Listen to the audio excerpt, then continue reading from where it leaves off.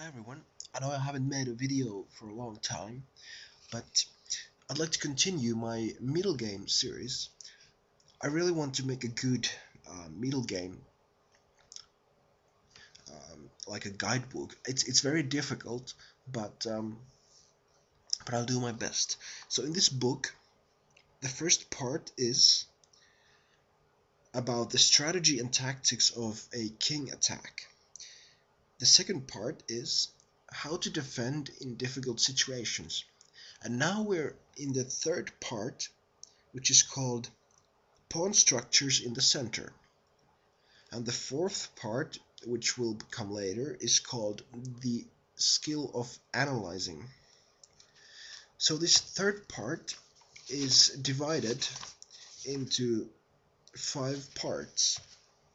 First is the closed center, which we will be talking about today. Then there's the open center. Third, there's a mobile center. Fourth is a solid center. Fifth is a loaded center. So today we'll be talking about the closed center. I'd like to read a little part from here. When the center is closed, there are no free files for the rooks, and the diagonals for the bishops are closed by your own pawns or the opponent's pawns, and there's not really hope for a file or diagonal to be opening anytime soon. So there's only one possibility: to play on the flanks. Usually either one of the players is trying to open up the game on the flanks by developing complex attacking plans, and then the opponent can either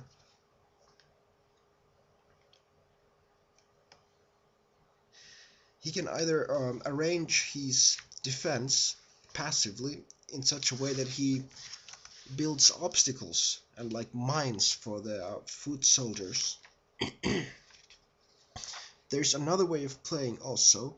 You can make a counterattack on the other side, and that disrupts your opponent's forces and makes him, at least temporary, to seize his attack on the flank he started to attack. And a third option is to break open the center and start counterplay over there. Now that's difficult. You usually have to sacrifice a piece in order to do that, or several pawns. But if that succeeds, it's very effective. The attacker has to be very careful, because the counterattack in the center is the most effective answer to all kinds of play on the flanks. Excuse me. Now, as we know, when you have an advantage, you have to attack, because losing that advantage is an obvious danger. Now, when the center is closed, you have to think about the flanks, and usually on the side where you have a better position in space, in mobility, and number of soldiers, that's where you attack. And you have to proceed with these soldiers until you can open up files, and then you can use these holes to use your officers. I'd like to take a game example. This is between Kotov and Spassky.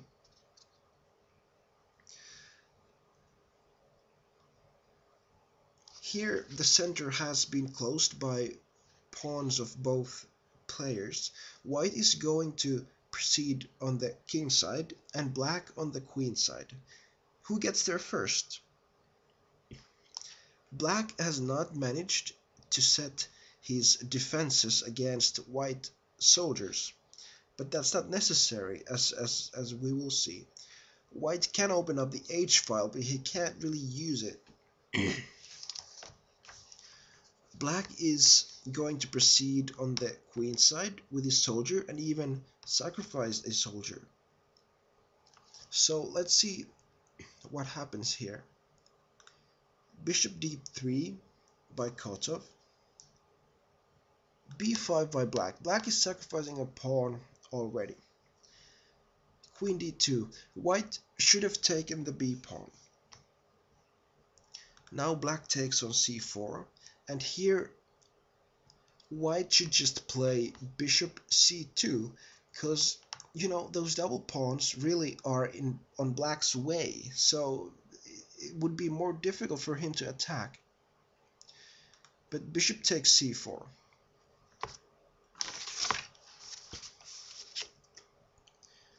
Then we have knight d7, h5, knight b6, hitting the c4 bishop nicely.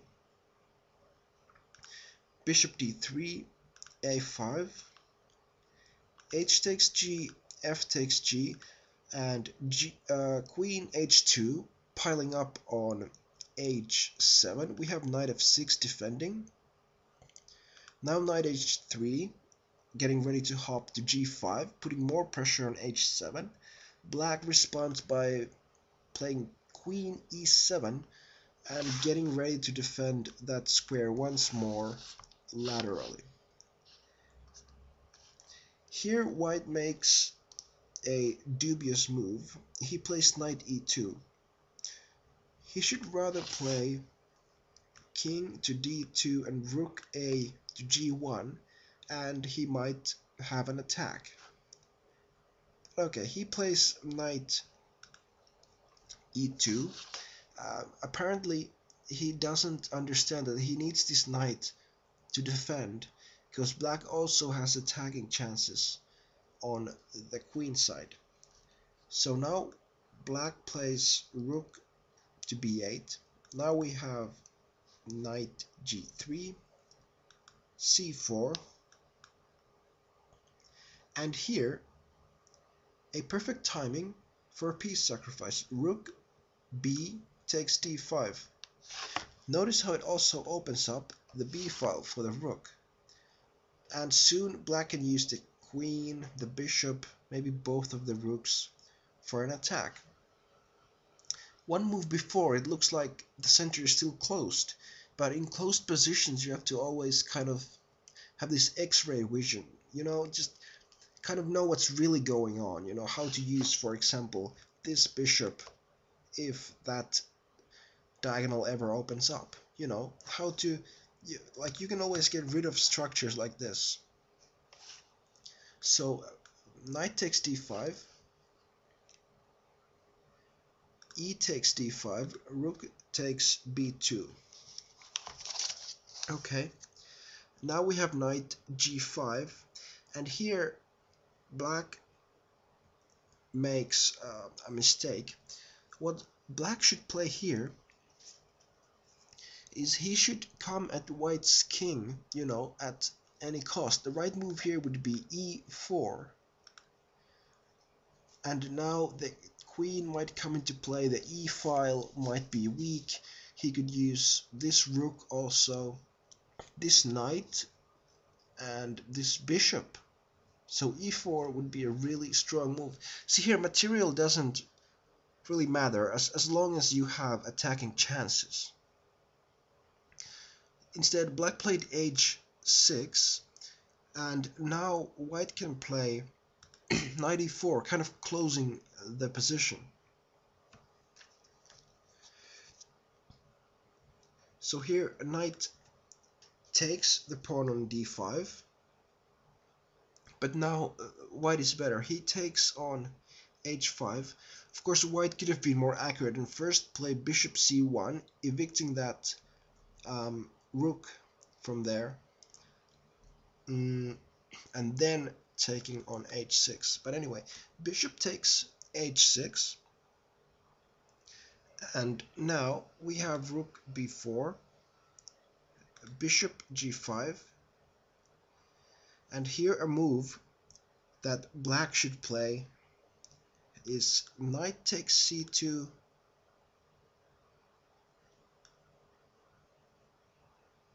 queen takes c2. Let me just check this one. If rook takes c2, we take the queen, and black is actually better here. So I don't know if this analysis is best, but anyway, let's say queen here and queen to b7 uh, is suggested here, and black would have some long-lasting pressure. Okay, anyway, what black played here was queen to c7, and now black is pretty much lost because white just has the initiative. Queen h7, and now rook h6, a very strong move that Spassky probably ignored. Just picking up g6, and after that black's defense just collapses. So what can black do here? He's just lost in this position. After rook h6, he does take on c2, but the king just steps away. Then he plays knight to d4. Actually, better would have been probably, this is an engine suggestion actually, so I shouldn't use the engine, but is the king getting away here? Actually, rook block, and the king might be getting away, but after rook h7, white is still winning. White is still winning.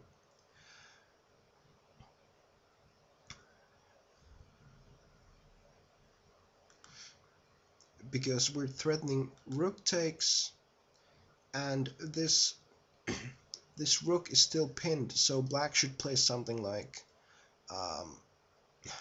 king f8 to defend, but now bishop h6, and if bishop takes, it's check, check, and knight d6 check, and so perhaps rook here, but then king g2, knight to e2, rook takes, king takes. What a wild variation. Queen f7 exchanging, and check, and this should be winning. A rook up. Okay. Anyway, humans can't see variations like that, and certainly Spassky couldn't see that, so he played knight to d4. After knight to d4, white just plays queen takes g6, check, and black played king to g8. After that we have queen h7 check again, king f7, and now white played knight takes d6, check. Let's see if he had something better. Maybe knight h5 first, just putting pressure on g7. But okay, knight d6 seems to do the job as well. Here black has to give up the queen, because otherwise it's mate. So that's a very safe way to go about things. Now rook takes d6. Knight, sorry, to e6. And now we have a mate in 8 actually, knight f5. Notice how these pieces are beautifully taking these squares. So now the king has only 2 squares at the moment. So what does black really play here? because we have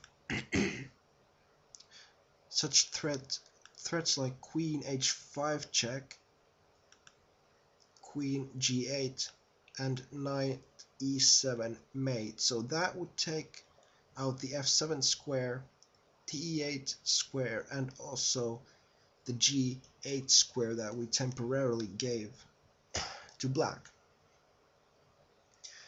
But after knight f5, black played rook to h8, excuse me, and now it's a mate in 4.